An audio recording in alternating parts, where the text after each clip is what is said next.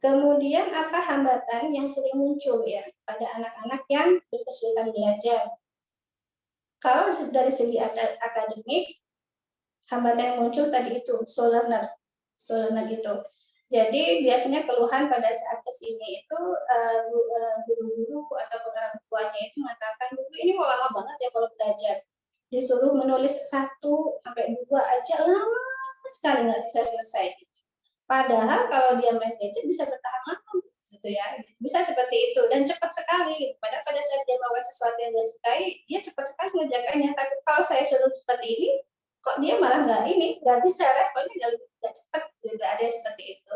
Kemudian disleksia, hambatan membaca.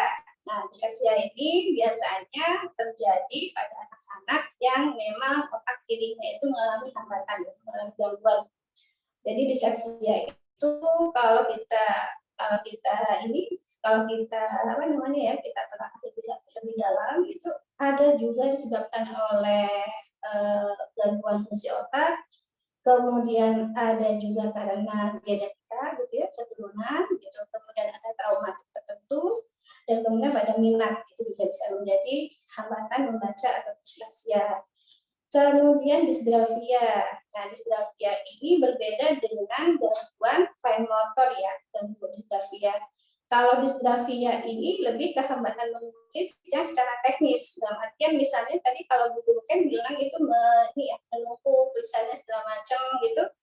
Ada juga gejala disgrafia yang ini, yang lebih yang lebih khusus itu lebih lebih khusus atau lebih unik itu biasanya mereka kadang ada pengurangan atau penambahan jadi pada saat menulis.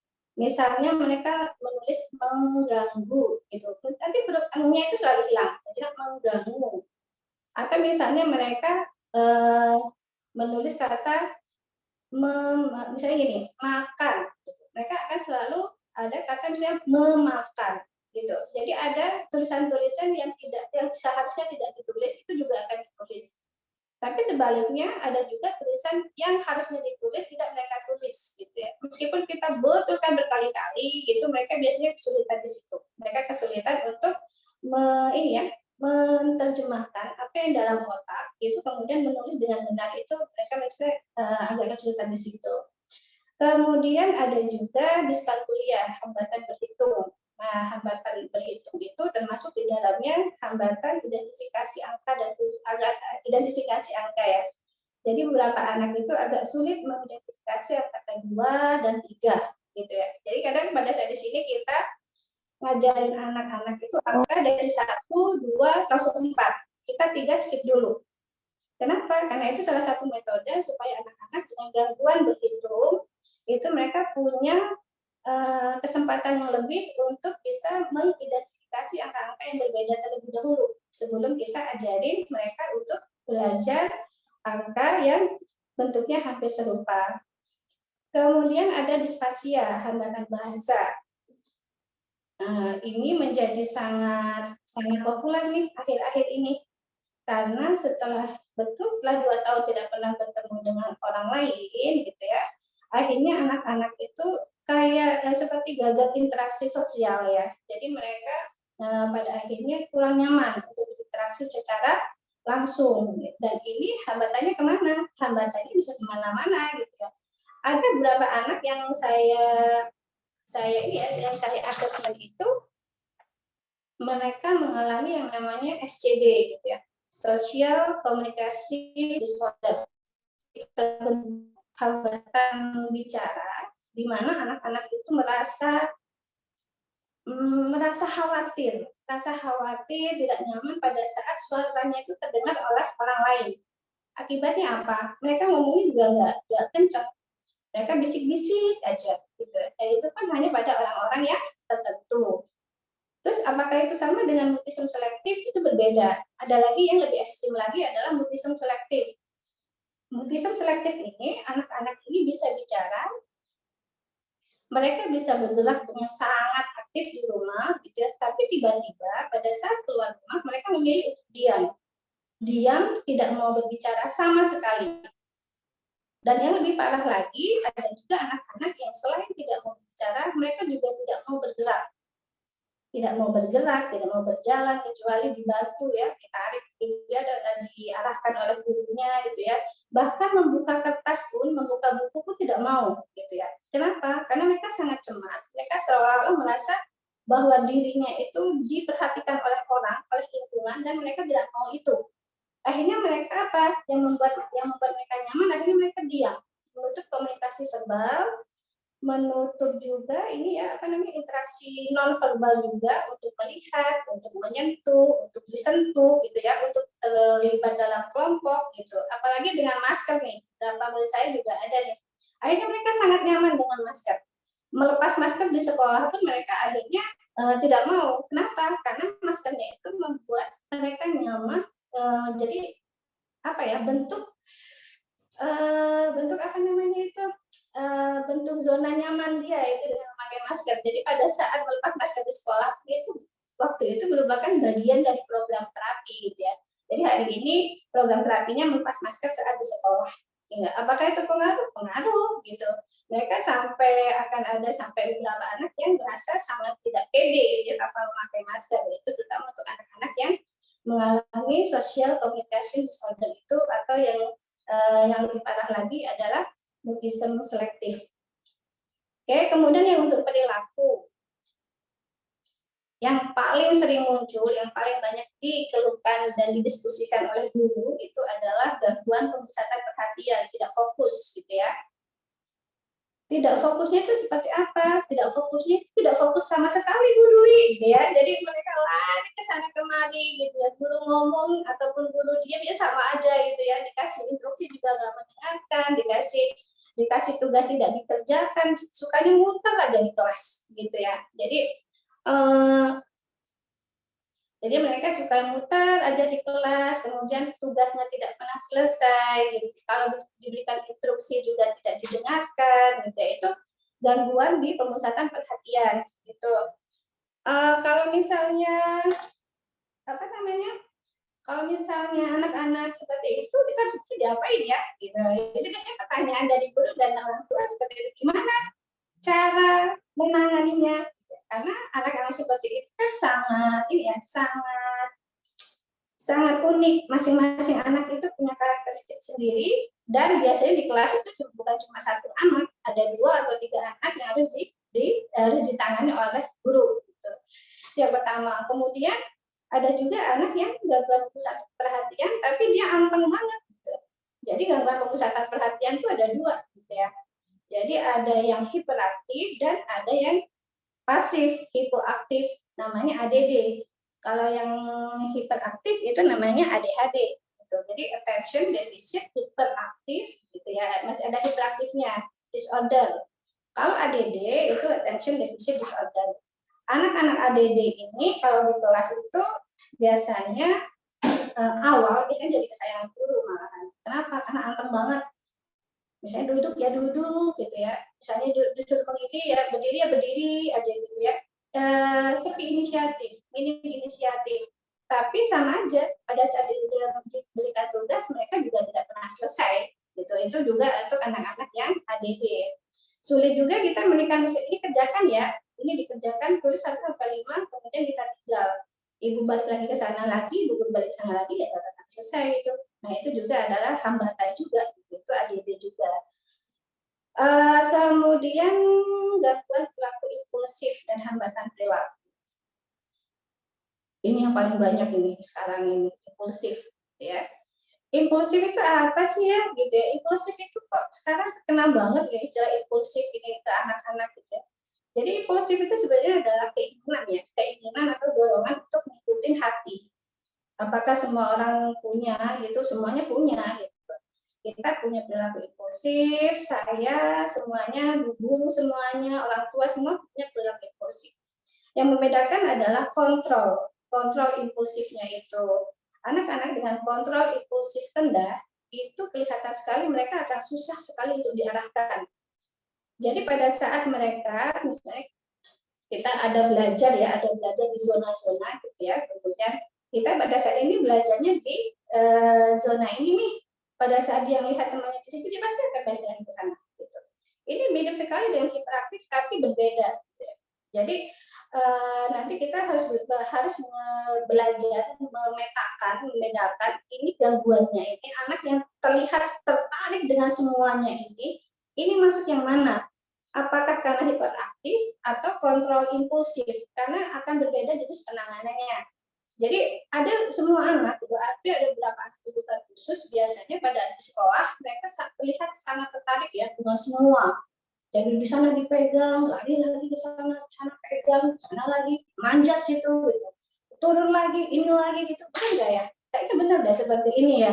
Karena saya waktu di klinik aja, saya kalau kita sengaja biarkan bebas, anak-anak itu nggak pernah bergerak, memang semuanya disentuh, semuanya dipegang, muter aja gitu ya. Dan saya kebayang gitu, kita kan di kelas terapi itu hanya kecil, kelas kecil. Bayangkan kalau di sekolah yang begitu banyak gambar, begitu banyak ruangan, begitu banyak sekali hal-hal menarik yang buat anak-anak, pasti saya pikir ini anak kelas pasti nggak bisa diem. Minimal dia akan berjalan gitu pada saat itu tidak diperhatikan oleh guru. Biasanya seperti itu ya yang muncul ya. Kemudian hambatan perilaku. Nah, hambatan perilaku ini juga menarik untuk untuk dicermati karena ini nanti ke kontrol emosi.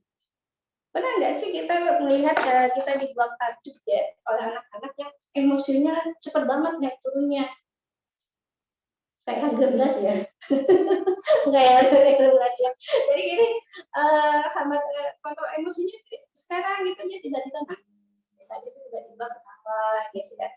Kemudian kemudian maksudnya kita kasih masukan dikit gitu nangis, habis itu dia ketawa lagi gitu ya. Dan kalau kita kalau kita lihat mereka biasanya gampang sekali untuk melakukan hal-hal yang di luar kesadaran seperti mendorong temannya, gitu ya, memukul temannya, kemudian itu membentak, kemudian mendorong kursi dan macamnya. Nah, ini hambatannya dengan hambatan perilaku.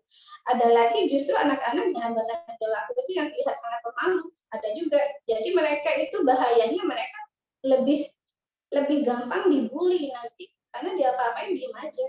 Ya, jadi pada saat mendapatkan sesuatu yang hal-hal yang membahayakan dari teman dia tidak bisa membentengi dirinya sendiri atau tidak bisa membela diri, itu juga menjadi masalah. Kemudian next ya.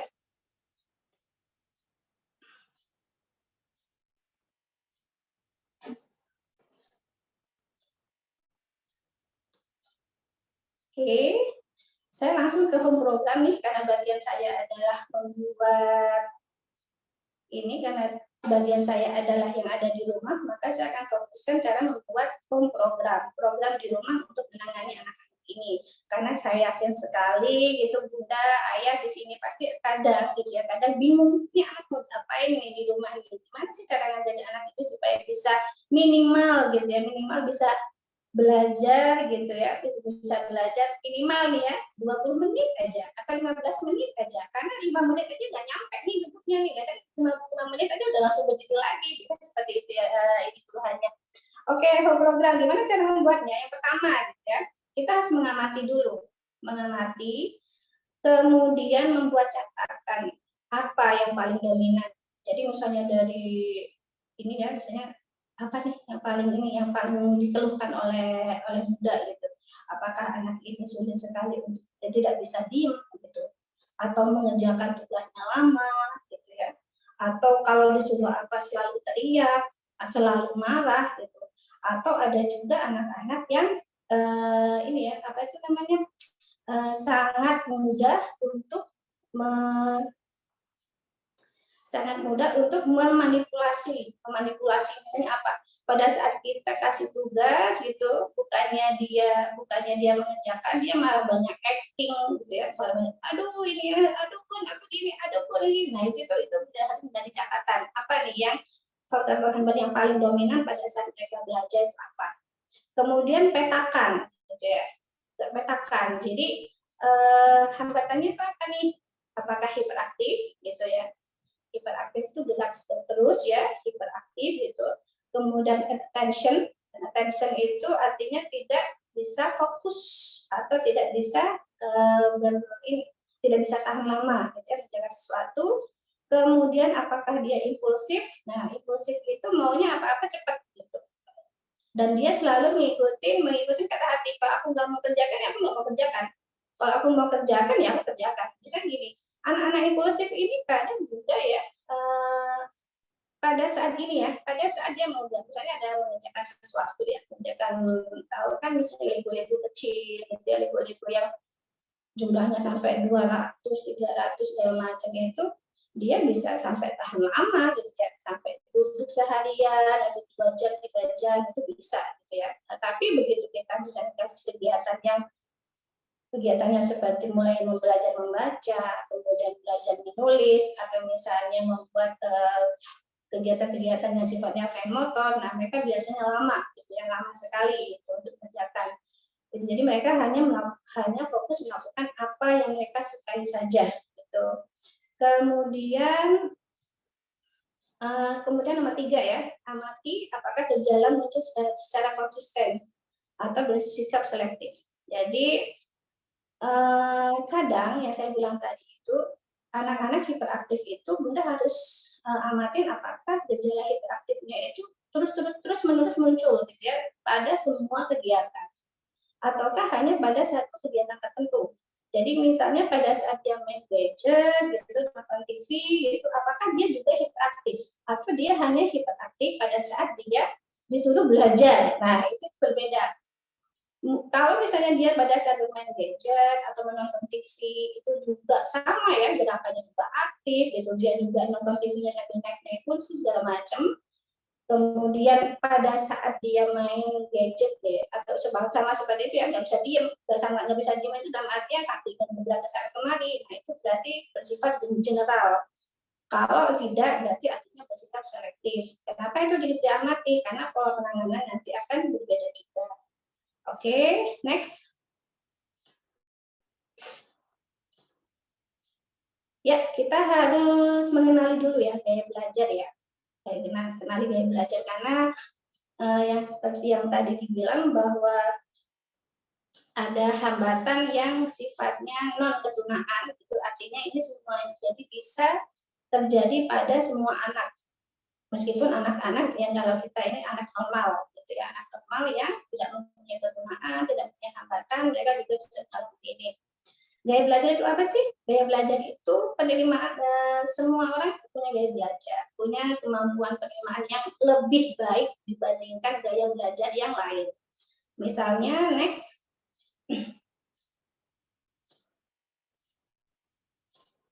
Visual.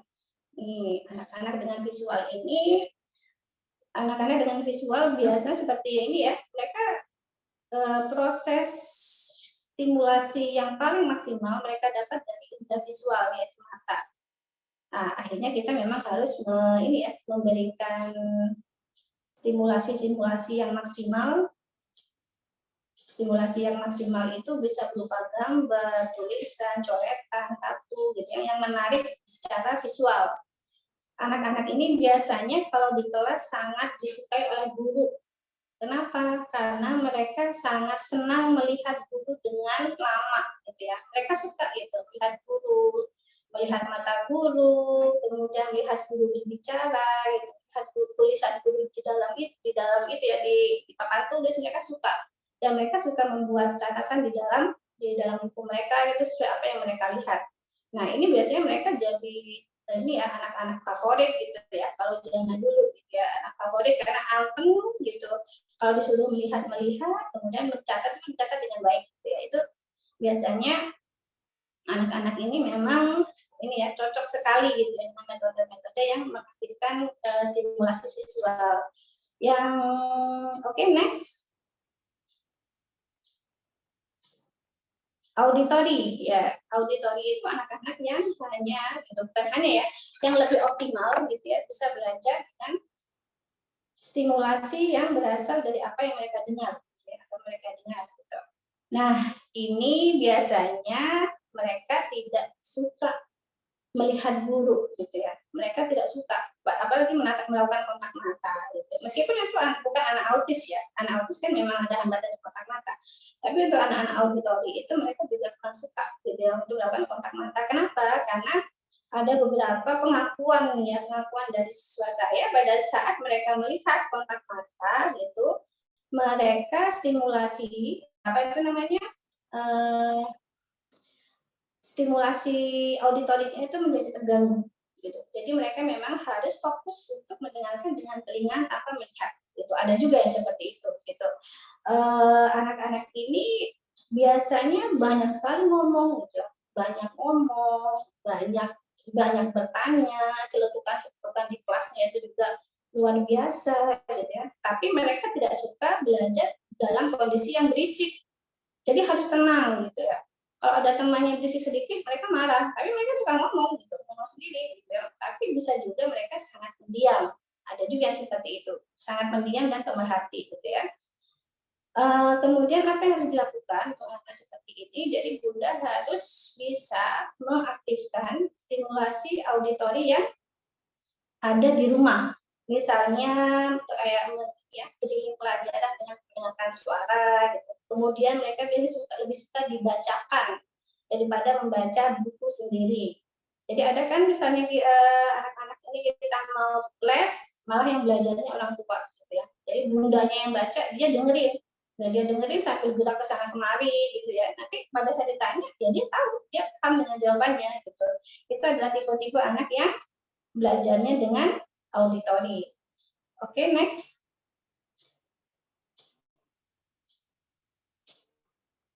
Kinestetik. Kinestetik itu gerak ya. Kinestetik itu gerak dan menyentuh.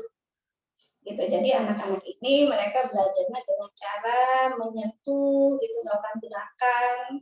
Suka sekali dengan ini ya, metode-metode atau pola-pola pembelajaran yang menggunakan alat atau media. Gitu. Cuman masalahnya sekarang yang muncul pertanyaan adalah apakah anak gitu ya yang setiap kali di kelas itu selalu bergerak gitu ya, selalu berjalan gitu ya, seolah-olah tidak mendengarkan. Apakah mereka tidak perlu untuk belajar visual? Apakah mereka tidak perlu diarahkan untuk duduk gitu, untuk melihat sesuatu, melihat media belajar yang dia perlukan saat itu gitu ya? Karena kita maunya dia pelakunya kinestetik kok gitu. Jadi dia memang harus didiamin aja, biarin aja kok dengan cara berjalan itu juga belajar. Nah, seperti itu. Itu banyak pertanyaan ya yang muncul dari orang tua gitu. Sulit sekali untuk membedakan apakah anak ini kinestetik atau apakah anak ini cepat aktif. Karena gejalanya sama-sama bergerak ya, sama-sama bergerak, sama-sama suka menyentuh barang gitu. Ternyata memang ada beberapa perbedaan yang muncul dari perilaku ini yang kita harus cermati. Yang pertama, kalau anak-anak kinestetik itu mereka masih bisa berkonsentrasi. Jadi mereka itu punya atensi ya, mereka masih bisa duduk gitu ya, masih ada saat-saat tertentu mereka bisa duduk konsentrasi pada kegiatan-kegiatan yang dia sukai ataupun yang tidak dia sukai ya, masih bisa diarahkan untuk duduk dan berkonsentrasi. Kemudian kalau untuk anak hiperaktif tidak gitu. Jadi mereka akan terus bergerak gitu ya, terus bergerak itu meskipun pada saat mereka diberikan instruksi untuk duduk dan diam.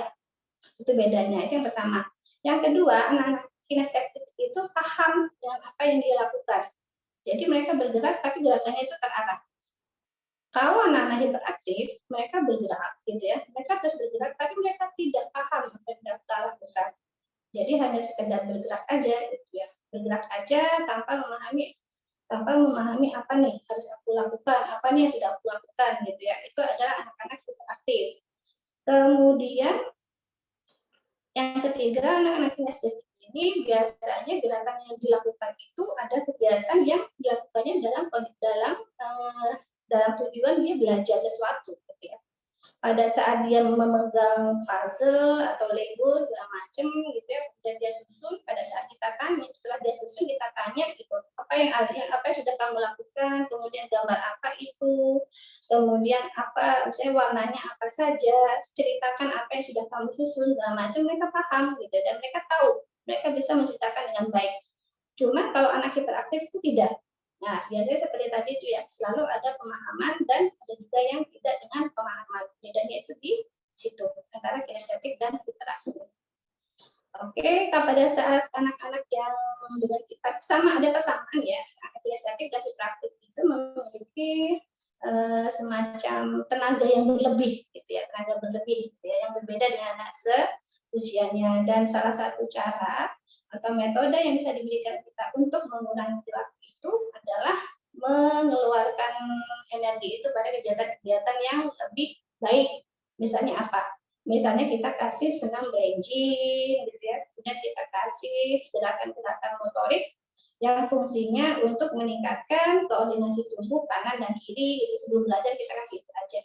Jadi supaya mereka pada saat di dalam kelas mereka sudah lebih bisa untuk fokus. Oke, kemudian next. Nah, kemudian pertanyaannya jika anak tidak fokus seperti apa di rumah ya. Oke, lanjut. Yang pertama, anak-anak tidak fokus itu biasanya mereka kemampuan sensori visualnya itu mereka kurang baik. Gitu ya. Jadi sensori itu jadi kalau untuk anak-anak yang normal gitu ya, mereka bisa membedakan, bisa membedakan mana sensori yang harus, stimulasi yang harus diperhatikan, mana yang harus diabaikan gitu ya. Jadi kalau misalnya gampangnya misalnya ada anak yang menulis gitu ya di dalam kelas. Anak-anak yang bisa mengolah sensorinya dengan baik, mereka akan fokus menulis sampai selesai. Misalnya di luar suara itu ada teman yang bercanda gitu, ada suara ambulan, mungkin ada suara langkah guru di luar kelas. Mereka bisa fokus di situ. Tapi untuk anak-anak yang tidak fokus, biasanya justru yang di luar kelas itu yang menarik buat mereka. Pada saat mereka menulis gitu ya, pada saat guru mendikte, mereka nggak kedengeran nih, kayaknya nggak kedengeran mereka. Tapi tetesan air di kamar mandi yang hanya ada yang di dekat situ, biasanya banget gitu. Udah harus selesai.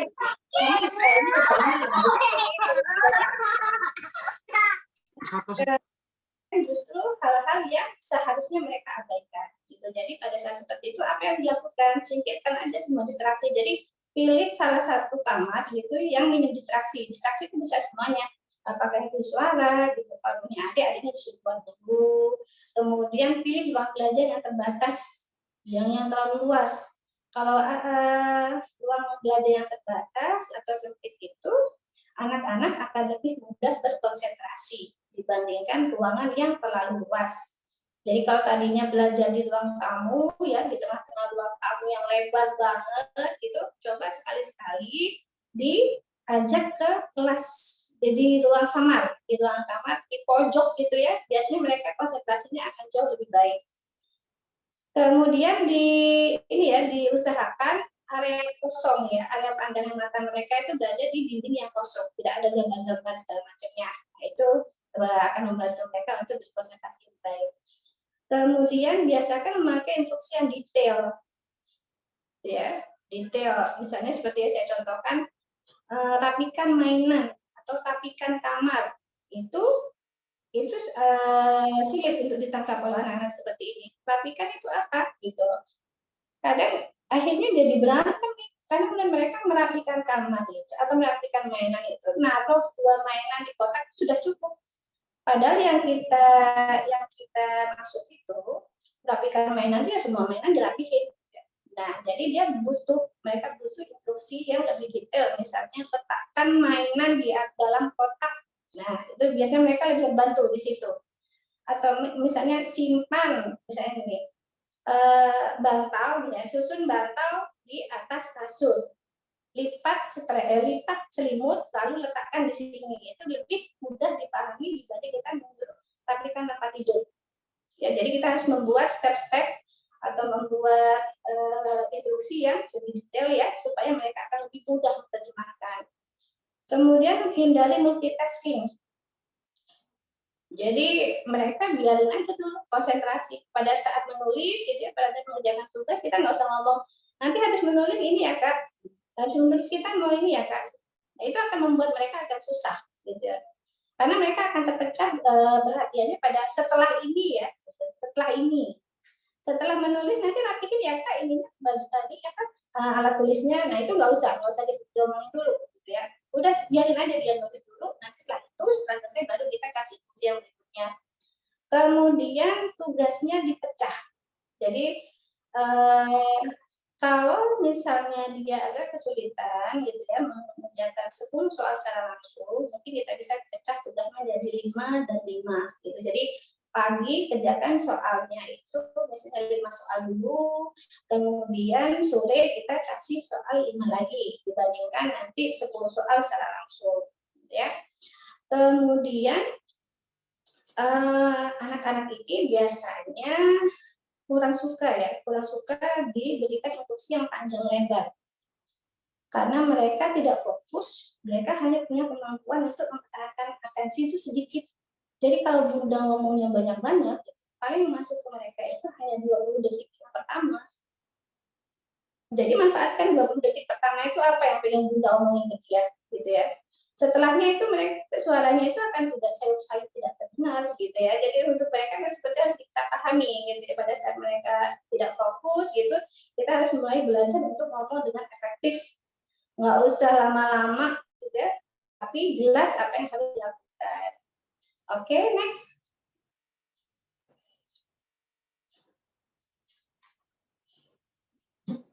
Kemudian bagaimana kalau anak hiperaktif dan impulsif ya? Oke, next.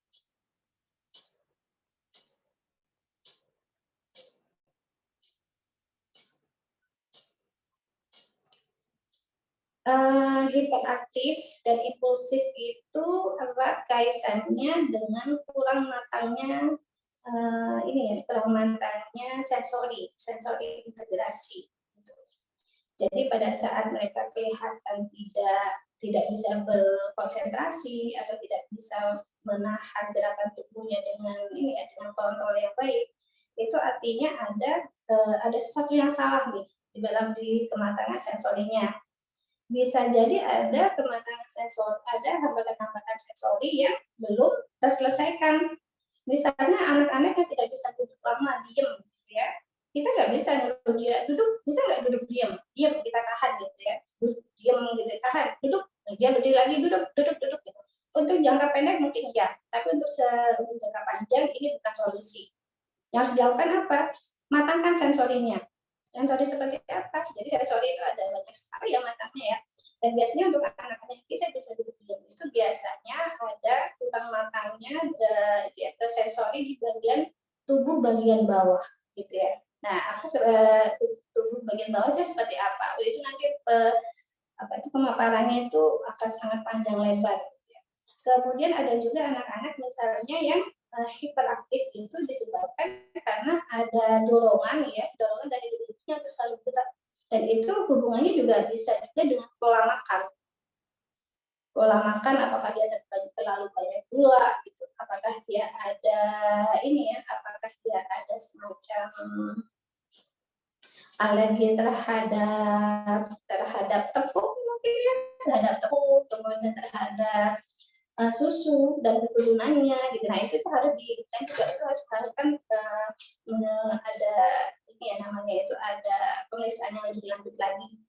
Kemudian ada juga anak-anak yang hiperaktif itu dikarenakan karena mereka jadi ini ya, semua sensorinya ini tidak terlihat dengan baik gitu ya. Jadi pada saat visual itu aktif, auditory itu aktif dan semuanya aktif gitu, mereka akhirnya merasa semua stimulasi itu menjadi kacau gitu ya. Kacau, dan mereka tidak bisa menyimpannya dengan baik sekali gitu, dengan baik seperti anak-anak pada umumnya gitu. Jadi kelihatan banget kita seperti ini Bunda ya. Pada saat kita masuk dalam satu ruangan, kemudian di situ dalam suatu ruangan itu ada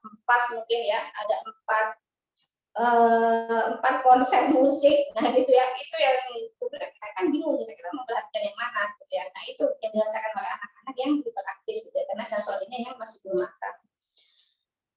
Kemudian buat target, karena mereka kebutuhan geraknya masih sangat banyak, kita harus mentargetkan itu.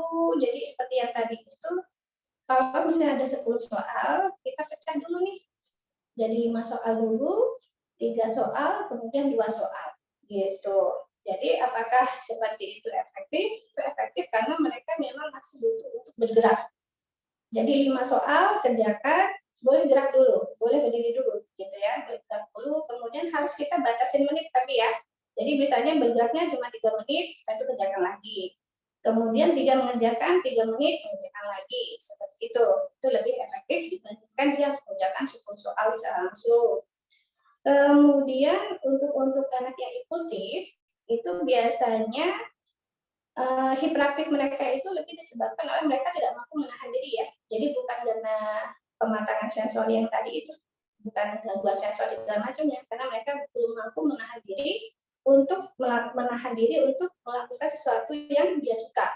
Kalau seperti ini apa? Kalau seperti ini yang paling efektif adalah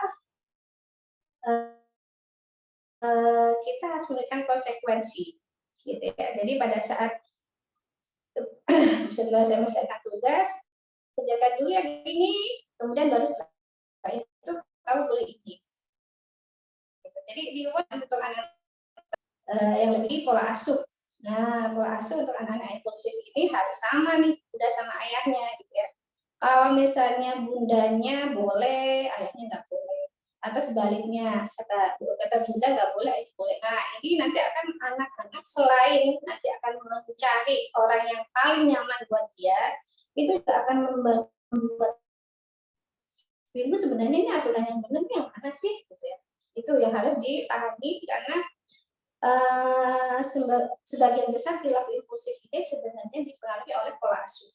Jadi kalau misalnya bunda, gitu ya, bunda pengen membantu anak-anak ini punya perilaku impulsif yang lebih baik, tolong benahi dulu yang pola asuh ini supaya dia bisa lebih paham ya perilaku mana yang boleh dan nggak boleh dilakukan gitu. Perilaku mana yang harus ditahan gitu ya, atau perilaku mana yang boleh dilakukan pada saat itu juga penting ya buat anak-anak.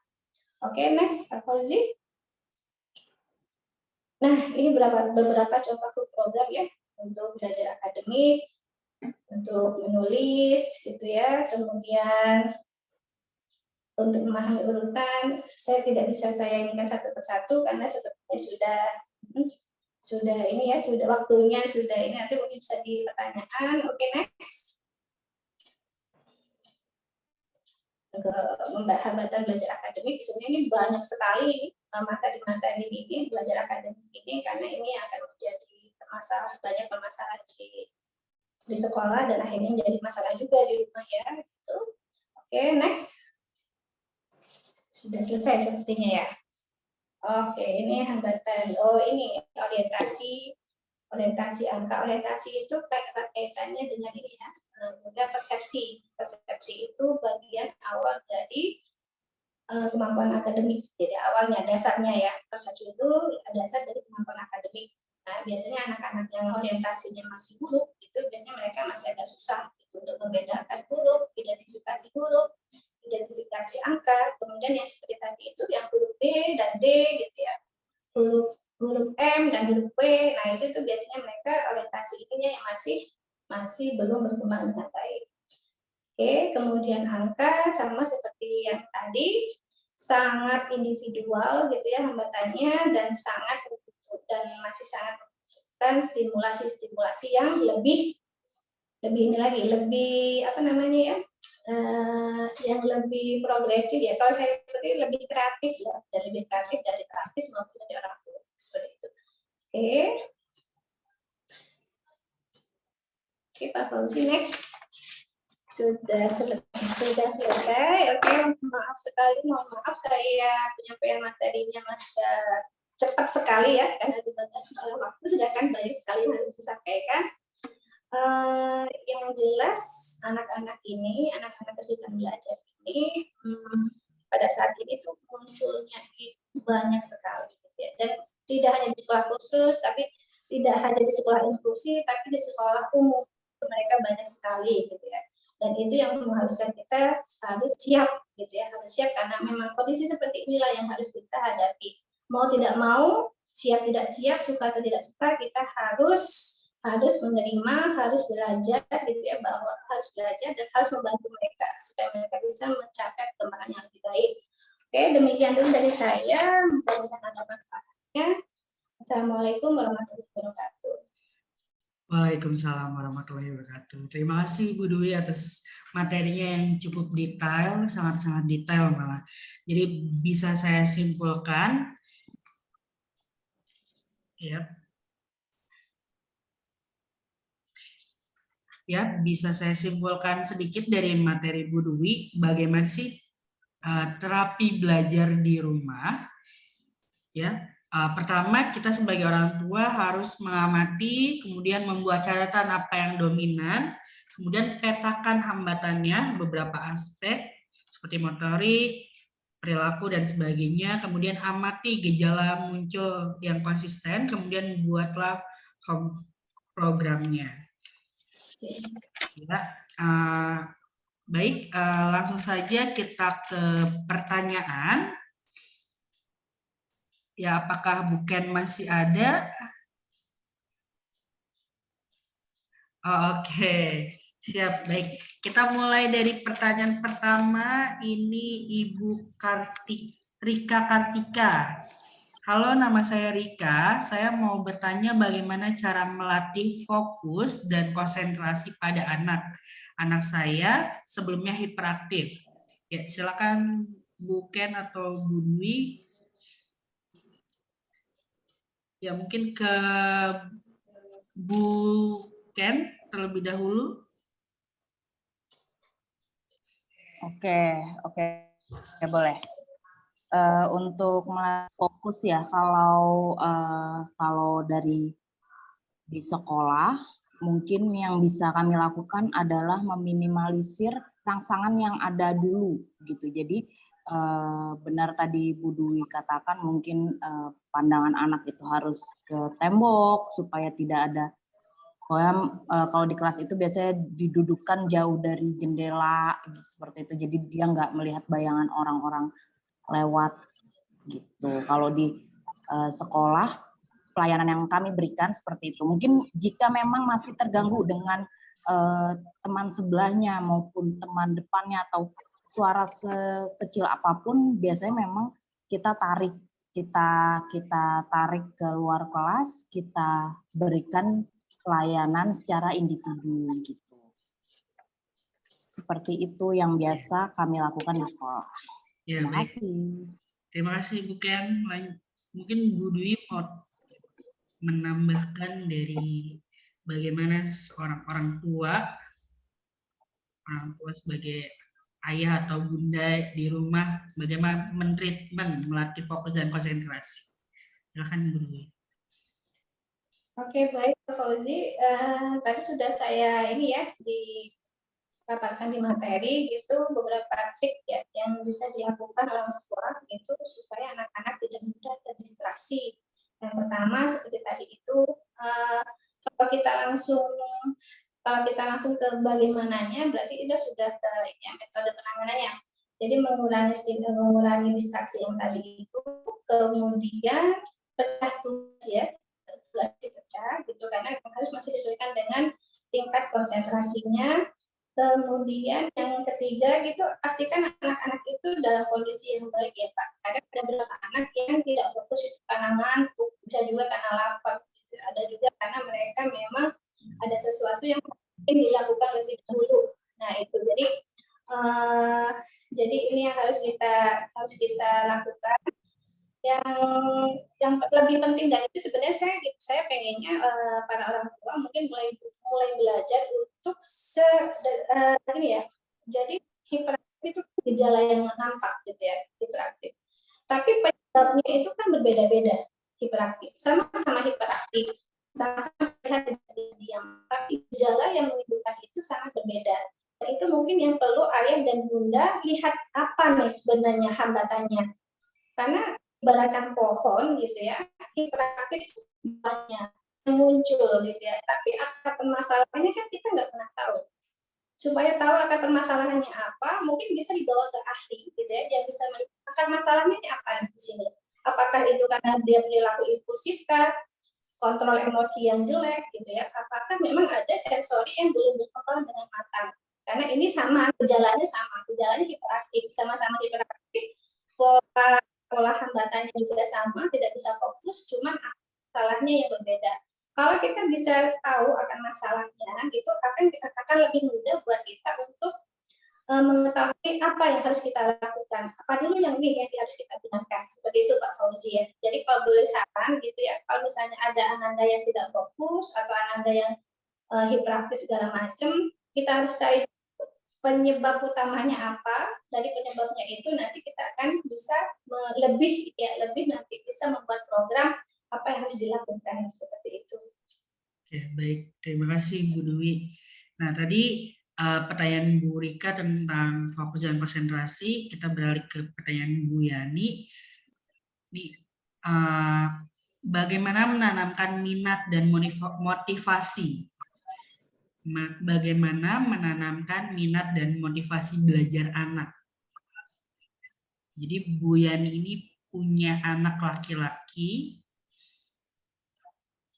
Ya, mungkin Bu Dwi.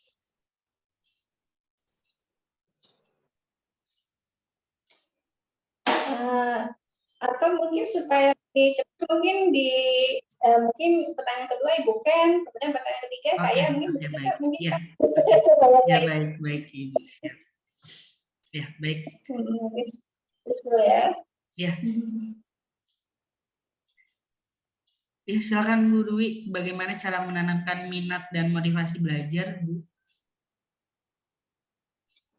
Oke, baik. Kalau minat dan motivasi belajar, kalau saya, karena penanganan saya lebih ke anak-anak berkebutuhan khusus ya, kebutuhan khusus, kalau motivasi mungkin sama seperti pemaparan yang pernah sudah dilakukan oleh Ibu sebelumnya gitu ya.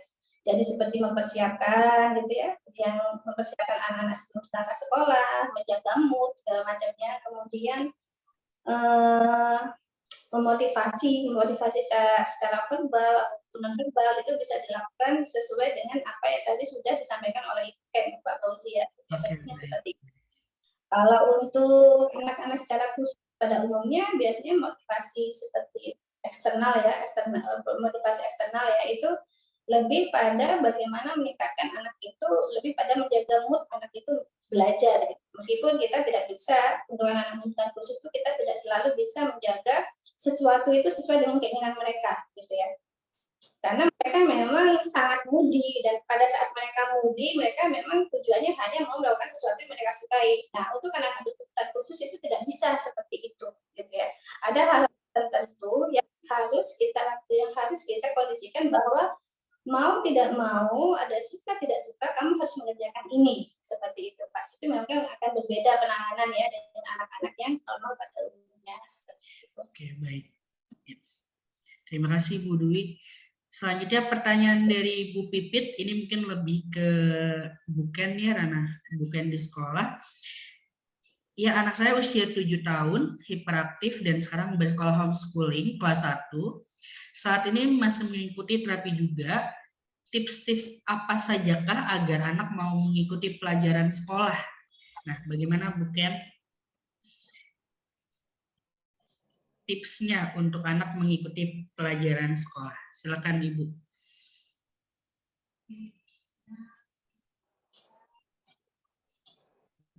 Oke, kalau untuk ya seperti tadi yang saya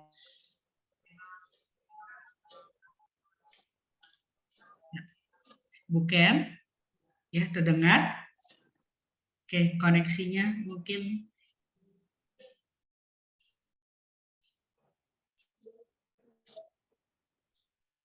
Ya, mungkin Bu Dwi, sepertinya Bu Ken koneksinya sedang buruk.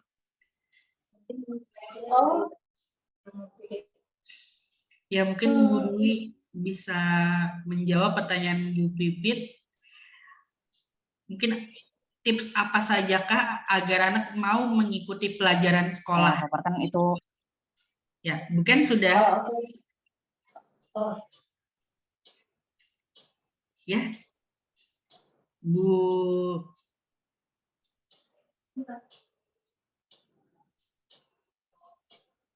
Oke, sebentar.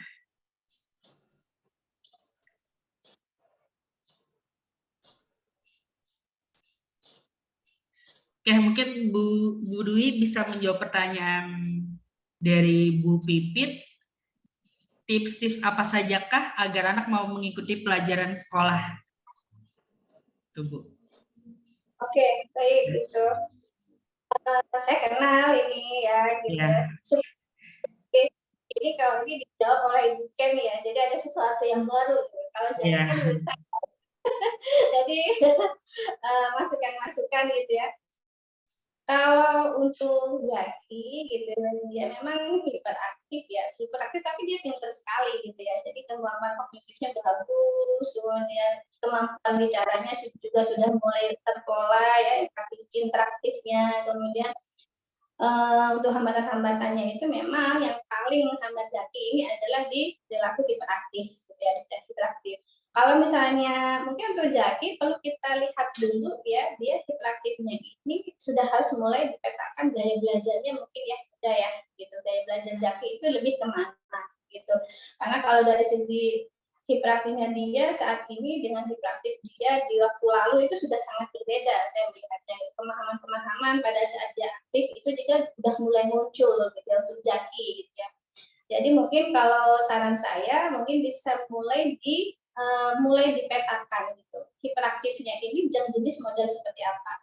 Apakah perilaku hiperaktifnya itu karena dia memang secara gangguan saraf atau kan apakah itu fungsi otaknya menurut dia selalu bergerak, artinya berarti dia harus mulai dipikirkan tentang diet segala macamnya. Yang pertama, kemudian kalau hiperaktifnya itu karena dia impulsif, gitu ya, nah berarti itu sudah mulai ada kalau impulsif itu selalu kita butuh modifikasi perilaku supaya dia tahu konsekuensi. Ya, anak-anak itu seperti itu. Kalau untuk Zaki, saya sarankan mulai harus benar-benar dipetakan nih, hiperaktifnya itu munculnya pada saat apa. Itu yang pertama, yang kemudian sensori gitu ya, sensori kematangan sensorinya sekarang ini sudah mulai lebih baik nih gitu. Jadi kalau misalnya dia masih hiperaktif, berarti apa yang kendala yang paling penting itu apa? Jadi kalau misalnya kita udah tahu yang paling menghambat itu apa, jadi kita nanti akan lebih mudah nih untuk tips apa saja agar anak mengikuti pelajaran sekolah. Kalau misalnya dia memang tipsnya gaya belajarnya kinestetik, berarti yang bisa dilakukan berarti dia belajar dengan sentuhan, kemudian dengan media segala macamnya gitu. Meskipun sebenarnya saya melihat dia itu juga suka tuh belajar membaca, itu juga suka. Usia 2 tahun, 3 tahun kalau nggak salah udah bisa baca itu Pak Zaki itu. Berarti kan dia nggak ada hambatan kognitif ya, visual itu juga bagus gitu. Kalau tip dari saya itu mungkin hiperaktifnya tolong petakan lagi pola hiperaktifnya itu seperti apa saat ini. Gitu ya. Seperti itu kalau dari saya mungkin bukan ada masukan gitu. ya. Bukan sudah terkoneksi?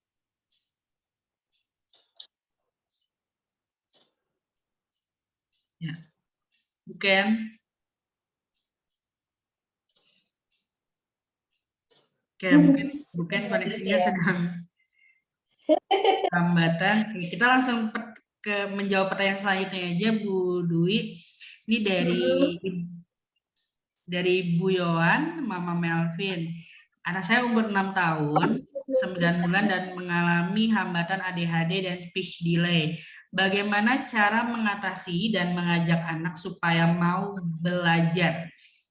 Karena jika kita ajak belajar, justru anak cenderung menolak, marah, dan mata tidak mau fokus. Ya, jadi bagaimana cara ngajak belajar? Gitu. Oke. Yang pertama yang harus kita sadari bahwa anak-anak dengan hambatan pusatan perhatian memang tidak suka diajak belajar. Ya. Jadi mereka senangnya dibiarkan sesuai dengan kegiatan mereka sendiri, gitu ya.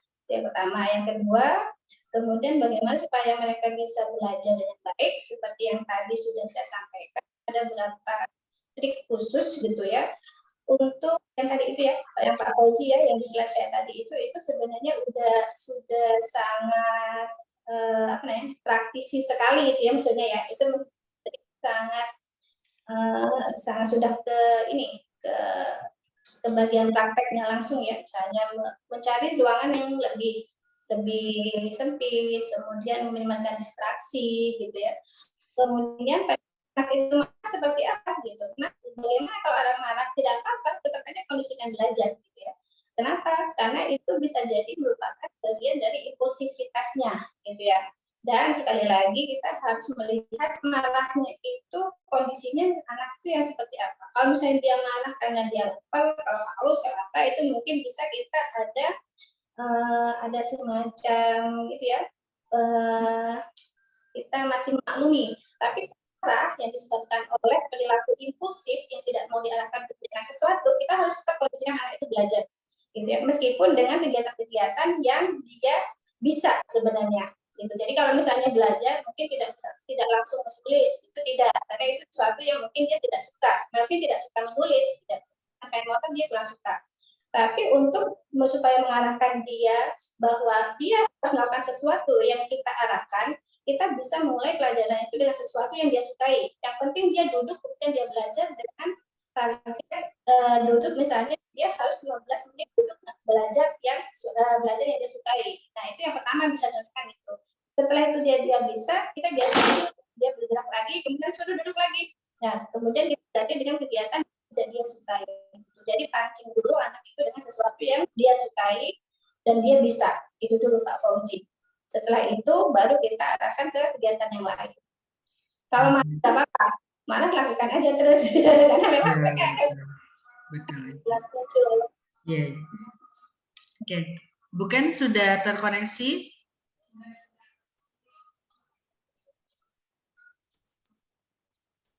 Ya. Oke.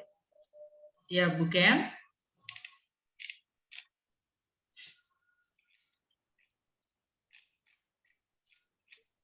Ya, oke.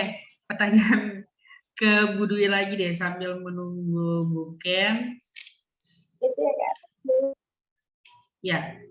Ini mungkin dari Ibu Kasri. Oh, mungkin Ibu Sri. Bu Sri.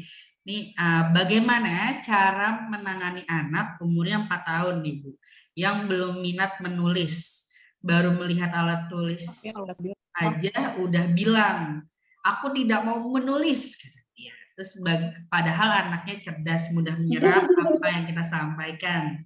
Misalnya dari segi hafalan, gerakan, dan lain-lain. Terima kasih.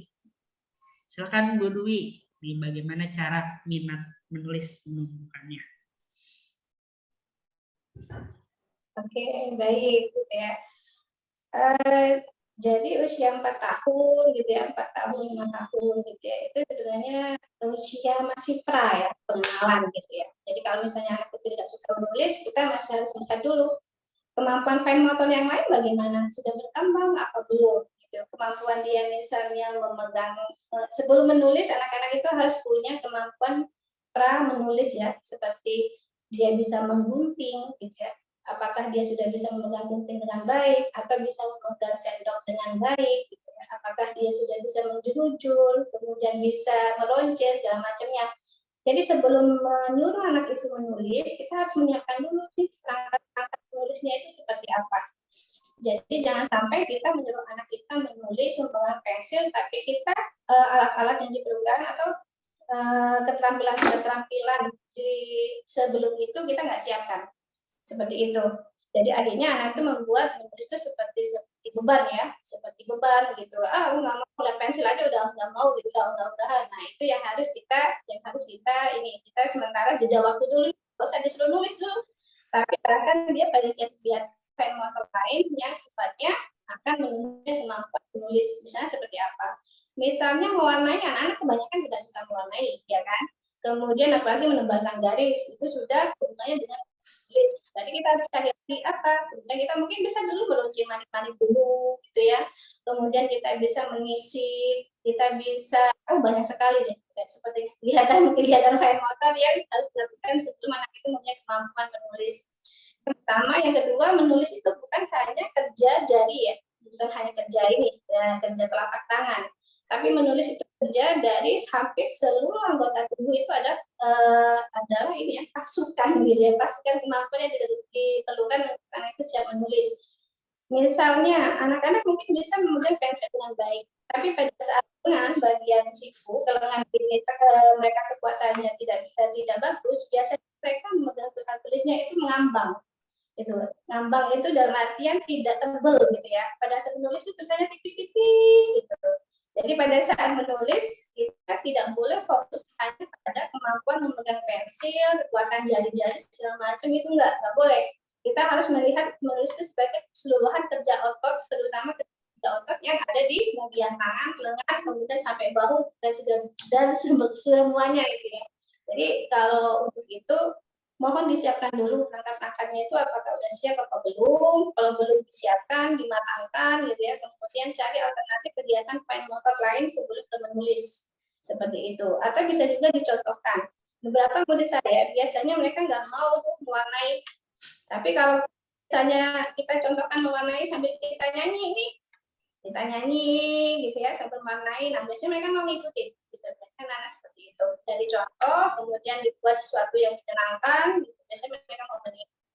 Seperti itu Pak Fauzi ya. Baik Bu Dwi, terima kasih. Berarti dimatangkan dulu untuk fine motornya ya Bu. Ya, Bu Ken sudah terkoneksi dengan baik? Alhamdulillah, terima kasih. Mohon maaf ya semuanya.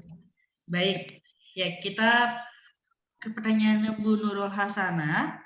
Bagaimana menyikapi siswa yang mengalami kesulitan pada sekolah dasar, bukan inklusi, sudah diajari secara mandiri, namun tidak berhasil mengenal huruf atau membaca maupun menulis? Silakan Bu Ken. Oke, ini berarti kesulitannya adalah di kemampuan membaca dan menulisnya ya, di mengenal huruf seperti itu ya.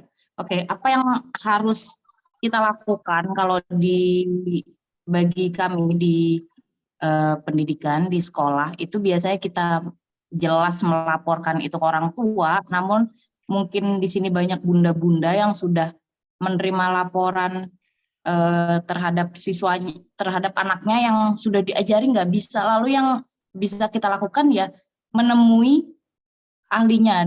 Dalam hal ini mungkin yang saya maksud psikolog maupun dokter tumbuh kembangnya gitu. Adakah gangguan lain yang mempengaruhi kemampuan anak tersebut? Maksudnya anak itu jadi tidak mampu mengenali huruf, menulisnya atau membacanya seperti itu.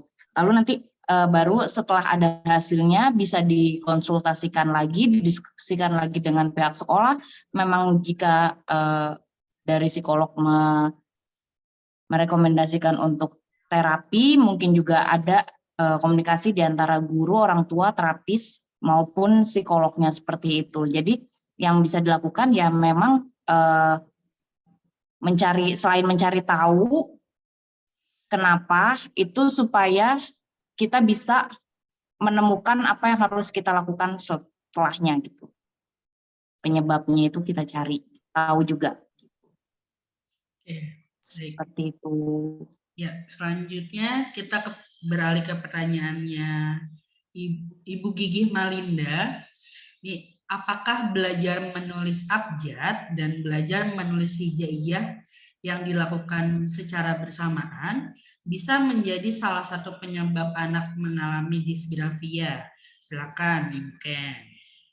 Oke, kalau untuk anak mengalami disgrafia, semua gangguan belajar yang ada itu biasanya disebabkan oleh gangguan fungsi otak, bukan karena pembelajaran secara bersamaan. Mungkin ketika pembelajaran itu dilakukan secara bersamaan, kalau di sekolah kita bilangnya bingung huruf gitu loh, seperti anak usia dini yang diajarkan 2 bahasa, 3 bahasa, dia bukan berarti nanti akan terhambat bicaranya, tapi mungkin akan bukan mengganggu secara umum, tapi jelas akan menghambat gitu. Jadi mungkin nanti baru bisa bicara di tahun setelahnya, tapi juga bisa mengenal di 2 bahasa itu. Sama seperti ketika mempelajari huruf biasa dan huruf hijaiyah secara bersamaan di usia-usia tertentu itu juga akan mengalami bingung huruf gitu, tapi tidak menjadikan anak kesulitan membaca atau menulisnya. Seperti itu. Oke, baik. Langsung ke pertanyaan kedua nih dari Bu Gigi juga. Ada siswa di sekolah yang nilainya selalu paling bagus dan paling cepat belajar. Namun siswa dalam mengerjakan tugas paling lambat, tidak mau disuruh maju ke depan kelas, dan selalu membantah setiap perkataan gurunya. Bagaimana cara siswa tersebut agar motivasi belajarnya kembali? Jadi dia menggali potensi dan mendapatkan motivasi belajar yang lagi. Bagaimana, Bu Ken? Gimana ini maksudnya anak pintar tapi jadi underachiever gitu ya? Ya, mungkin seperti itu. Ya, Bu. Mungkin kalau pihak sekolah biasanya akan lebih sering berkonsultasi dengan orang tua gitu, apa yang menjadi penyebab anak-anak ini menjadi kehilangan motivasi atau gimana. Biasanya ini juga terjadi di usia-usia kelas tinggi ya, di SMP SMA itu banyak faktor sekali yang bisa mengakibatkan, maksudnya mempengaruhi proses belajarnya di sekolah. Misalnya anak-anak ini kan mulai remaja, pubertas dan lain-lain, ini sangat mempengaruhi gitu, dia mood di jalan, mungkin di jalan bertemu siapa, atau juga berurusan dengan istilahnya percintaannya ya kalau zaman sekarang seperti itu. Jadi memang harus banyak dikomunikasikan dengan orang tua maupun orang terdekatnya, mencari tahu apa yang menyebabkan anak ini kehilangan motivasi gitu. Nah, setelah kita tahu, biasanya kita dengan mudah menemukan misalnya kayak mungkin dia putus cinta, atau mungkin dia sedang ada masalah keluarga. Nah, itu lebih terarah kita mengembalikan motivasinya dibandingkan ketika kita nggak tahu apa-apa gitu. Jadi mengidentifikasi masalah juga dulu. Biasanya yang guru lakukan seperti itu. Oke, baik. Jadi bagaimana cara mengembalikan motivasi belajarnya dengan mengidentifikasi dulu ya, Bu. Ya, betul. Oke. Bu Dwi mungkin mau menambahkan, Bu Dwi, Ya, Bu silakan. Dwi, silakan Bu Dwi.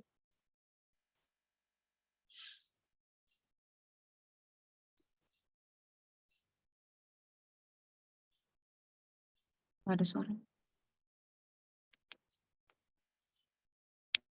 Ya, Bu Dwi, bisa di-unmute dulu, Bu. Maaf.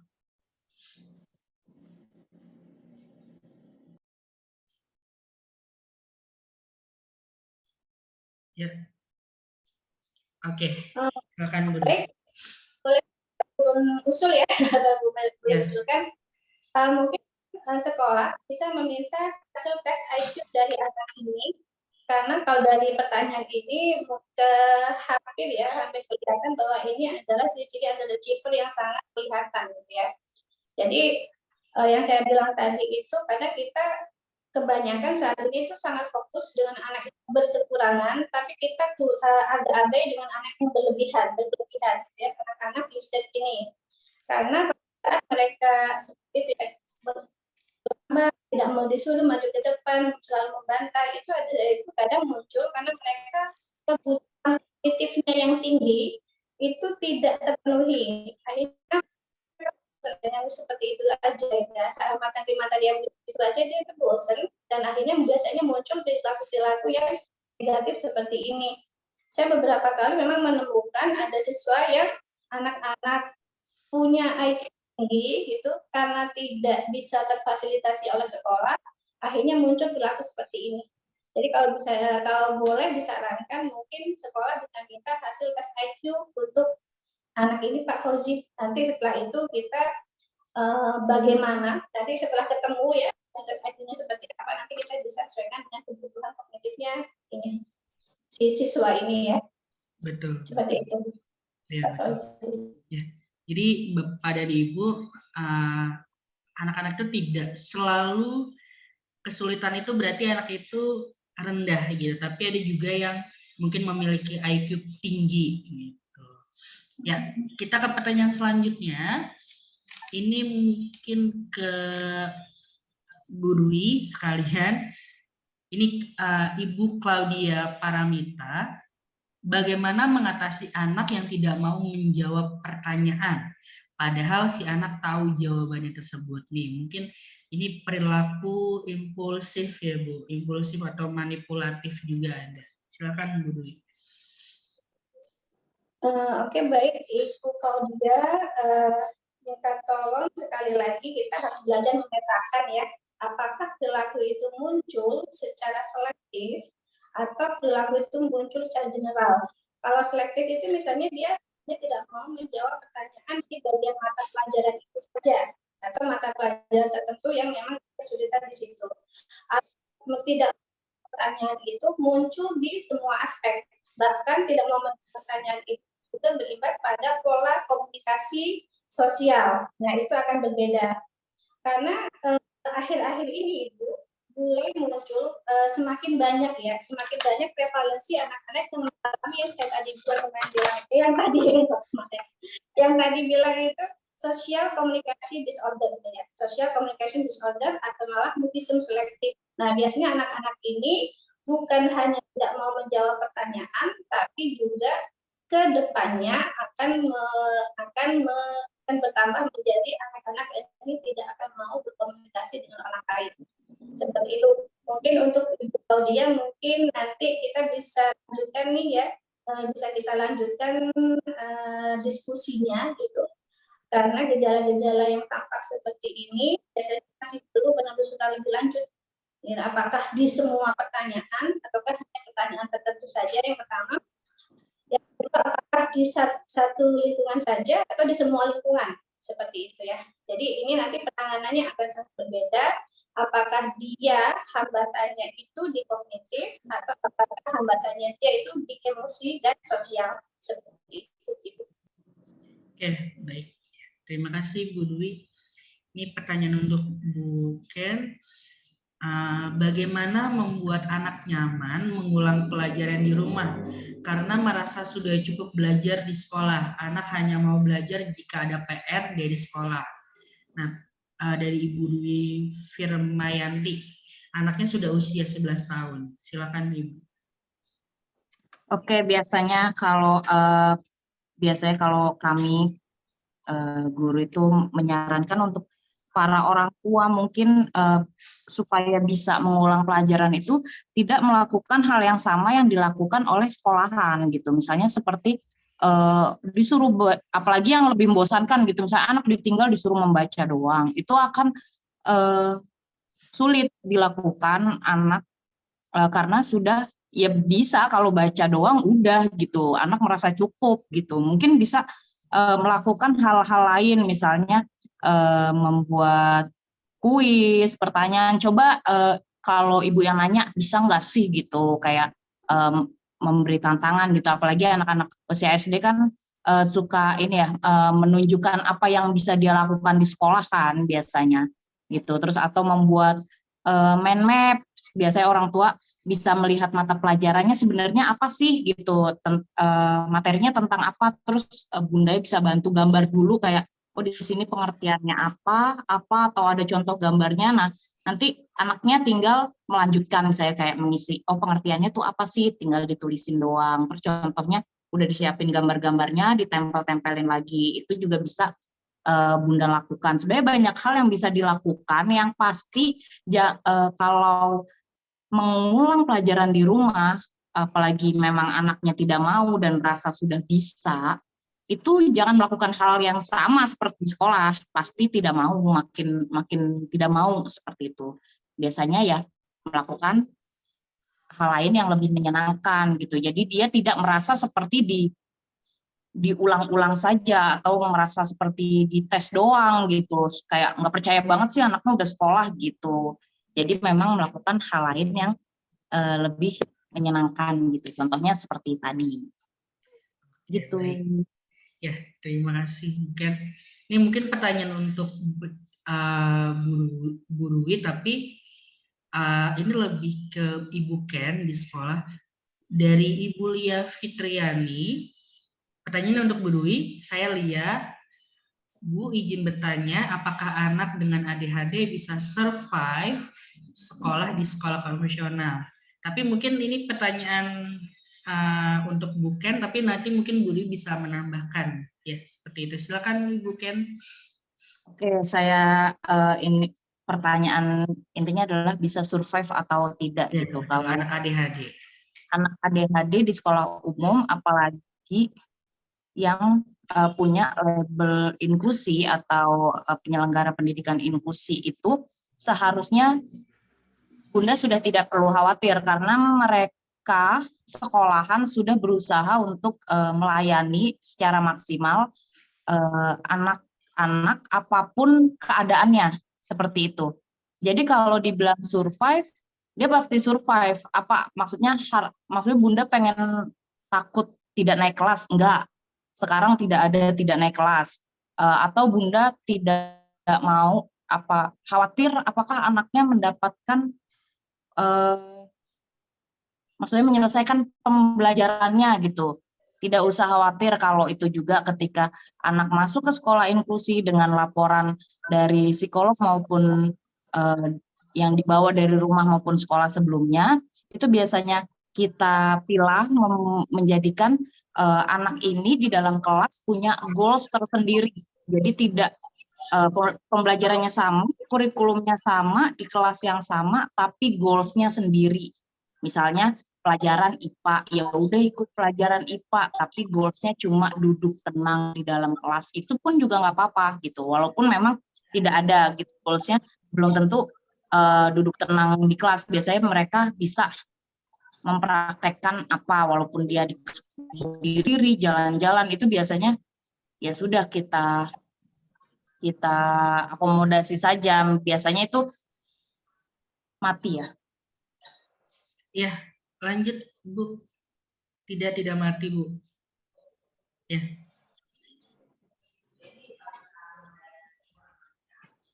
Ya, Bu Ken. Ya. Oke, mungkin Bu Dwi bisa menambahkan terkait anak ADHD bisa survive kah di sekolah konvensional? Oke, baik Pak Fauzi. Kalau pertanyaan survive atau tidak, sebenarnya itu banyak faktor yang harus kita perhatikan dulu ya. Yang pertama, seberapa besar tingkat ADHD-nya. Gitu. Jadi anak ADHD pun kan ada tingkatannya ya. Apakah ADHD ringan, berat, atau ADHD ringan, middle ya, sedang apakah berat gitu ya. Kalau anak ADHD itu pada saat dia siap atau tidaknya masuk ke lingkungan sekolah, sebenarnya mereka juga punya beberapa syarat gitu ya. Yang pertama, mereka harus punya pola atensi yang sudah lebih terarah. Yang pertama. Kemudian mereka sudah bisa fokus untuk melihat, kemudian terlibat dalam kegiatan kelompok meskipun itu tidak lama. Itu jadi syarat-syarat untuk anak masuk ke sekolah konvensional, maksudnya ini sekolah umum mungkin ya. Sekolah umum mungkin ya, jadi sekolah yang tidak berbasis sekolah khusus. Kemudian yang kedua itu tergantung juga sekolah yang dia masukin itu sekolah yang seperti apa. Apakah gurunya bisa, ada artinya apakah gurunya bisa menerima kelompok. Saya pikir ya, semua guru akan menerima semua siswa ya, semua sekolah juga akan bisa menerima siswa, karena saat ini memang ini adalah pendidikan semua, apa harus terima itu. Yang menjadi masalah adalah pada saat dalam perjalanannya guru-guru ini tidak siap gitu, untuk memenuhi kebutuhan anak yang terjadi gitu ya, yang terjadi meskipun tidak semuanya gitu. Jadi pada saat orang tua mau masukkan anak ADHD ke sekolah umum atau ke sekolah normal, itu kita orang tuanya dulu harus ada survive ya, bukan anaknya dulu. Karena nanti pada saat di tengah perjalanan akan ada masalah, pasti akan ada masalah ini. Pasti ada beberapa guru yang tidak bisa, ada guru yang kebingungan ya Pak ya, karena memang tenaga khusus, tenaga ahli saat ini masih sangat terbatas, terutama untuk sekolah-sekolah yang konven, ya, itu masih terbatas. Jadi kalau misalnya boleh saya sarankan, sebelum masuk sekolah, kita harus memastikan dulu apakah sekolah itu punya perangkat bisa kejutan-kejutan dari anak-anak kita. Itu yang pertama. Yang kedua, karakteristik ADHD anak kita itu masih dalam tahapan apa. Kalau tahapannya masih sangat berat gitu ya, atau misalnya kemampuan pemahaman instruksinya, kemampuan fokusnya, atensi praktisnya memang sangat berat, saya sarankan tidak masuk ke konvensional. Dalam artian tidak sarankan masuk ke sekolah umum. Saya sarankan mereka masuk ke sekolah yang ada payung inklusi. Karena pada saat mereka mengatakan diri sebagai sekolah inklusi, artinya mereka sudah menyiapkan perangkat. Jadi sebelum hujan datang mereka udah punya payung. Pada saat hujannya datang mereka udah siap payung. Jadi, seperti itu ya Pak ya. Jadi atau mungkin jadi itu yang saya sarankan ya, kalau bisa supaya di kemudian hari anak-anak itu bisa lebih tertangani dengan baik, saya menyarankan jika ADHD-nya masih tahapannya itu masih dalam tahapan menengah dan cenderung berat, saya sarankan memang masih di sekolah inklusi atau enggak homeschooling dengan catatan orang tuanya harus punya konsistensi terhadap program-program homeschooling. Karena beberapa anak dengan homeschooling yang dicobakan dari homeschooling kemudian orang tuanya tidak punya konsistensi terhadap program, itu tidak akan berhasil, gitu ya, tidak akan berhasil dengan optimal. Karena homeschooling itu kan juga butuh konsistensi yang berat ya sama orang tua ya. Orang tua yang tidak punya waktu yang banyak dengan anak itu otomatis saya bilang tidak bisa itu ini yang minta bantuan seseorang untuk mengajar di rumah dengan konsep-konsep homeschooling itu bisa juga dilakukan. Seperti itu Pak Fauzi. Yang sampai anak-anak hanya masuk sekolah gitu ya. Kalau di sekolah konven mereka sekolah tidak melakukan apa-apa. Itu juga masalah gitu ya. Oke, baik, siap Ibu. Oke, pertanyaan terakhir dari Ibu Rida.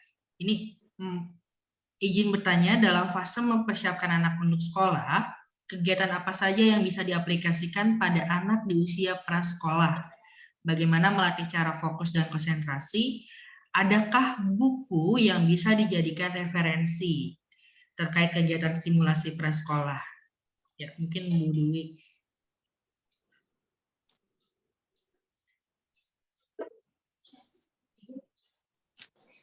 Saya ya Pak ya? Ya, silakan Ibu. Mungkin ada referensi buku atau ya buku referensi yang bisa dijadikan acuan terkait kegiatan simulasi prasekolah. Oke, baik.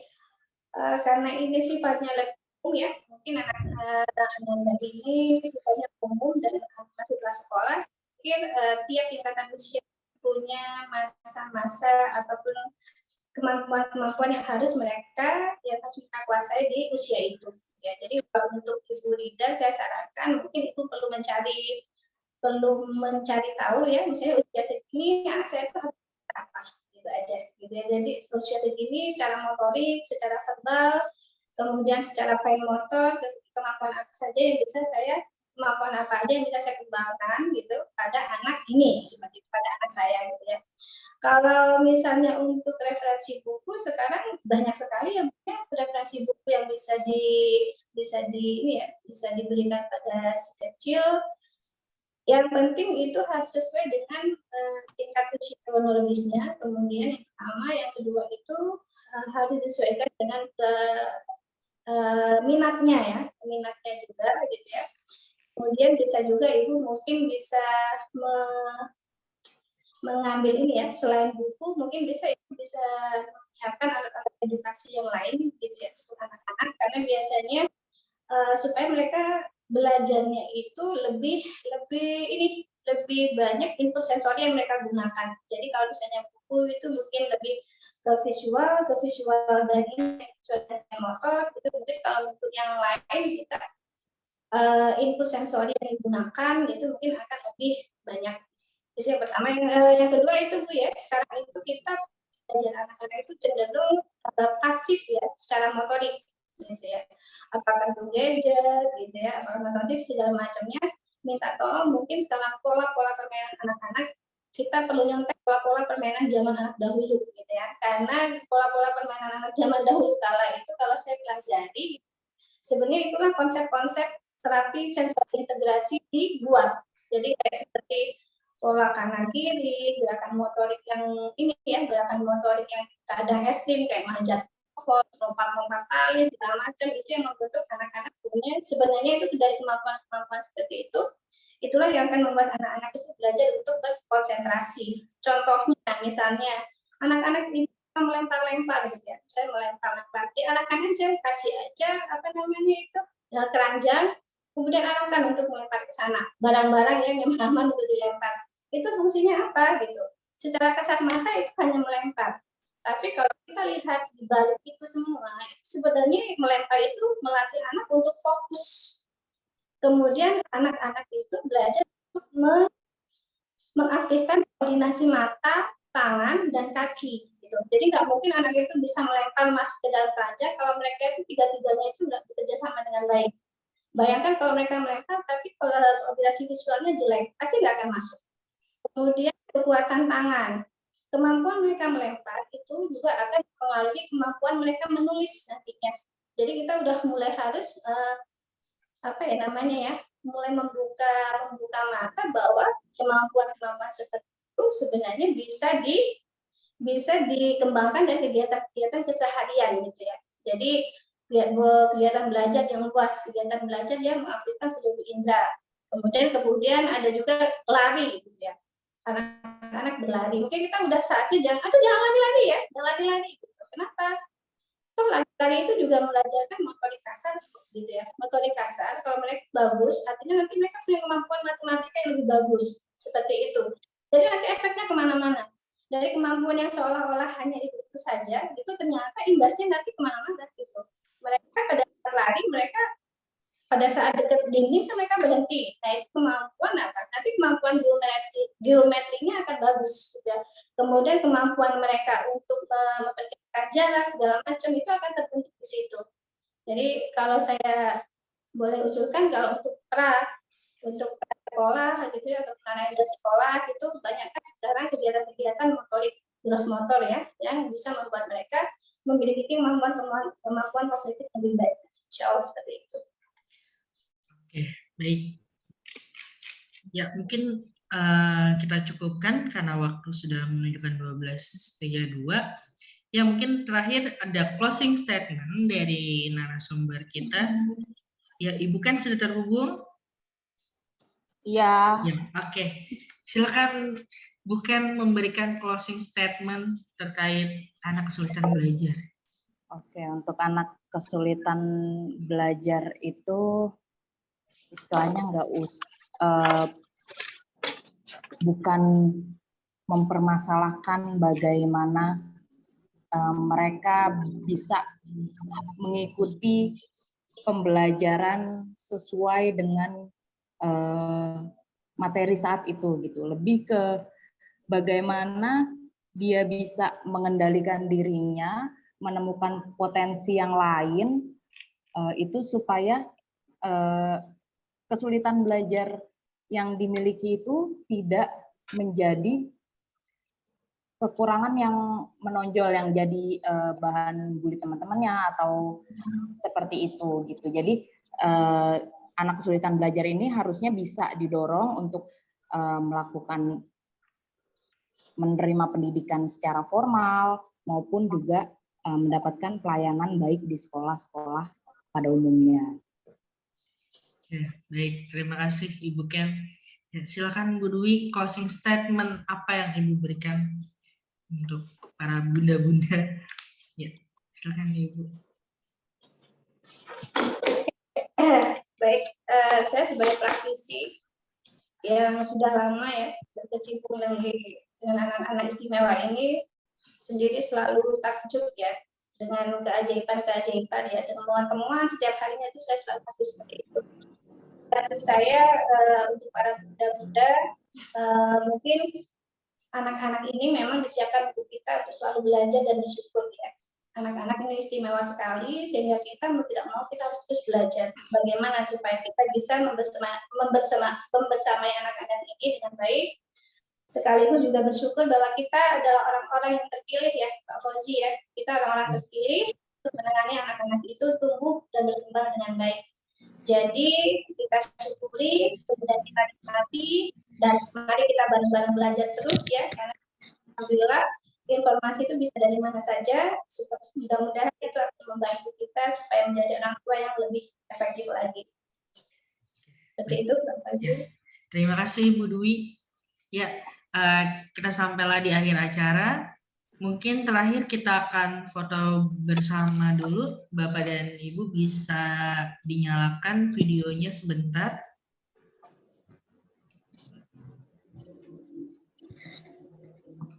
Oke. Ya, bisa dinyalakan videonya sebentar untuk kita foto bersama. Oke,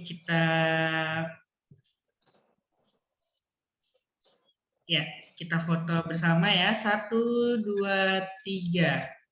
Oke. Ya, sekali lagi. 1. Oke. 1, 2, 3. Oke, terima kasih.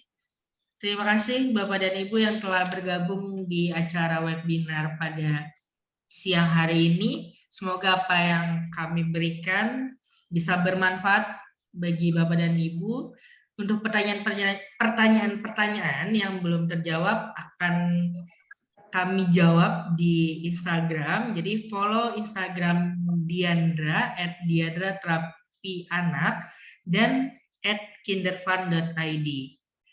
Kurang lebihnya saya mohon maaf. Wassalamualaikum warahmatullahi wabarakatuh. Terima kasih.